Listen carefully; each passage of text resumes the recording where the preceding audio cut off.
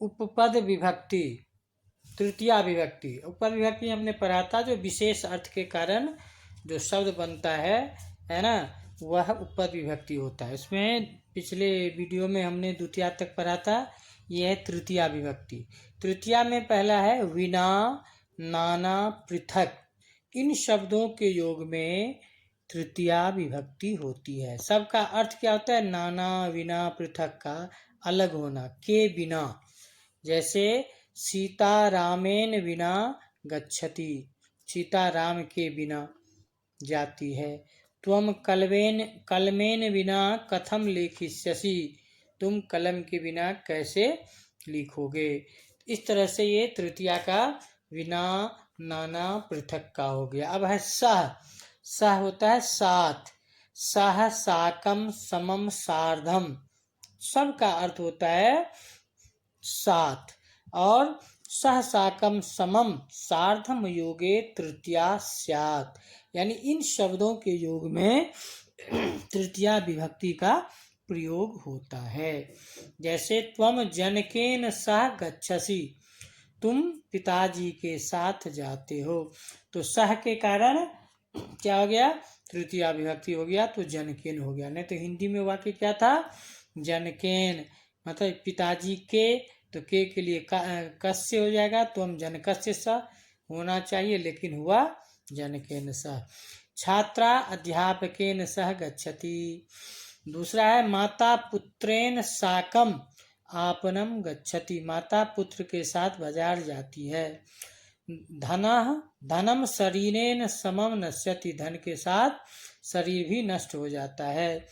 अर्जुनः कृष्णेन सार्धम कुरुक्षेत्रम अगच्छत। अब हीनः किम, प्रयोजन। इस योग में तृतीया विभक्ति का प्रयोग होता है। हीनः मतलब होता है कमी।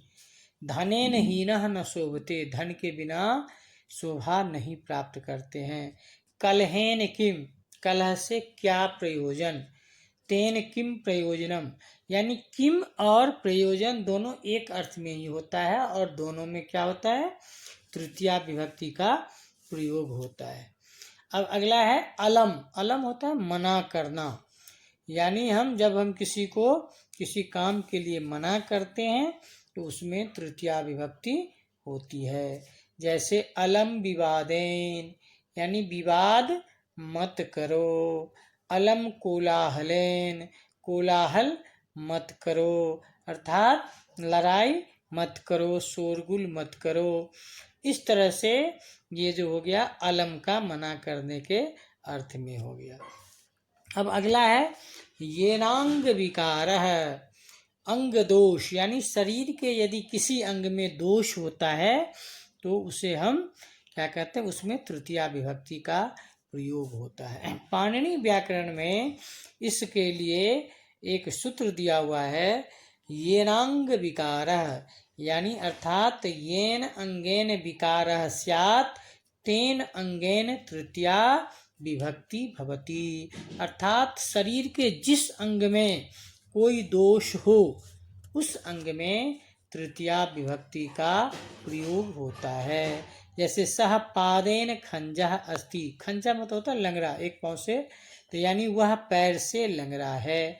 तो किस में है खंजा? किस कहाँ है? पैर में, तो पैर में तृतीया विभक्ति हो गया। स नेत्रेण कानः, वह आँख से काना है। स शीर्षा खलवाटः, वह सिर से खल्लाट है। अब है चतुर्थी विभक्ति। दूसरी तरह चतुर्थी विभक्ति में भी कुछ शब्द हैं जिसके आधार पर हम इसको क्या करते हैं? विश्लेषण करते हैं। जैसे दा, देना, चतुर्थी। जब हम किसी को कुछ देते हैं तो उस समय में चतुर्थी विभक्ति का प्रयोग होता है। जैसे नृपः निर्धनेभ्यः धनम यच्छति, राजा गरीबों को धन देता है। तो किसे धन देता है? गरीब को, तो इसलिए निर्धनेभ्यः हो गया चतुर्थी।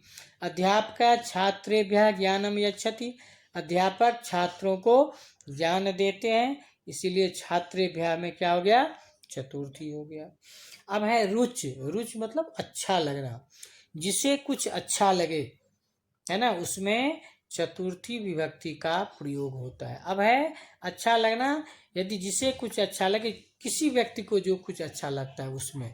जैसे मह्यम फलम रोचते, मुझे फल अच्छा लगता है। अब किसे अच्छा लगता है? तो मुझे। तो मुझ में क्या हो गया? चतुर्थी। तो क्या हो गया? अस्मद का चतुर्थी मह्यम। देवेभ्य भक्ति रोचते, ईश्वर को भक्ति पसंद है ना। तो यहाँ पे किसे पसंद है?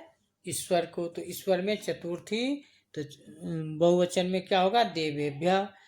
बालकाय बालकाभ्याम बालकेभ्य, तो देवेभ्य ये आ जाता है। अब है कथ, कहना। यदि हम किसी से कुछ कहते हैं तो उसमें चतुर्थी विभक्ति होती है। जैसे स मह्यम मंत्रम कथयति, कथ धातु हो गया। कथ धातु के साथ जिसे हम कहते हैं वह मुझे मंत्र कहता है, इसलिए इसमें चतुर्थी हो गया। क्रुद्ध, क्रुद्ध हो गया गुस्सा करना। जिस पर हम गुस्सा करते हैं उसमें चतुर्थी होती है। जैसे अध्यापक छात्रेभ्यः क्रुध्यति, है ना। जनकः पुत्राय क्रुध्यति। इस तरह से इसमें चतुर्थी हो गया। अब हो गया नमः, नमः नमस्कार करना। स्वस्ति स्वाहा स्वधा योगे चतुर्थी भवति। नमः स्वस्ति स्वाहा स्वधा योगे चतुर्थी भवति।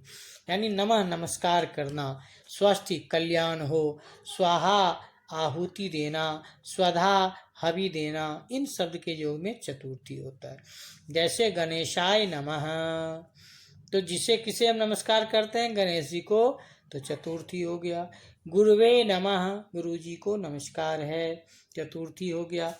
प्रजाभ्यः स्वस्ति, प्रजा का कल्याण हो। छात्रेभ्यः स्वस्ति, छात्र का कल्याण हो। तो यहाँ पे क्या हो गया? स्वस्ति के कारण जिसका कल्याण हो उसमें चतुर्थी विभक्ति हो गया।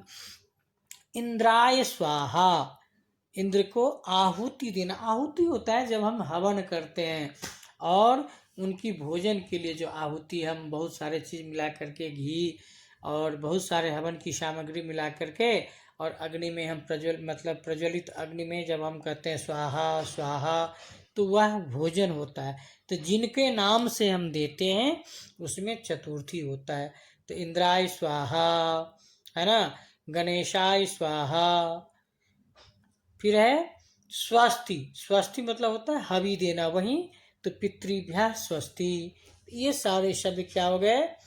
चतुर्थी। अब है अलम, पर्याप्त अर्थ में। अलम एक तृतीया में था और एक यहाँ है पर्याप्त अर्थ में। यदि कोई किसी पर भारी पड़ता है तो वहाँ चतुर्थी होती है। जैसे राम रावणाय अलम, राम रावण के लिए काफ़ी है।